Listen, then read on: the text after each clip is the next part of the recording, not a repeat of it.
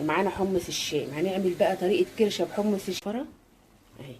شايفين كل دي زفاره، كل ده هتتغسل الفشه والكرشه مع بعض. وراس توم محترمه كده، قشر راس توم محترمه.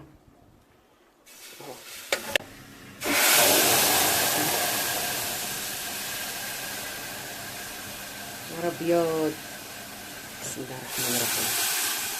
نسيت فلفل حامي الاحمر، وحاطه فلفل برضو ايه اخضر على احمر. انا هحط بقى حمص الشام ده، حمص يعني بتاع الطبيخ اهو. بعد ما نقعناه زي ما قلت لكم وصفيناه تصفيه حلو. البخار عمل التليفون، انا اجيبها لكم من الناحيه دي. وعملنا بقى احلى شويه رز بشعريه، يا حركاته يا تكاته. ادي مره كده بفص الثوم، ونحط بقى الملح بتاعنا، ملح وفلفل اسمر بس، ما بحطش ازيد من كده برضو. صلي على النبي. مستويه وتحفه.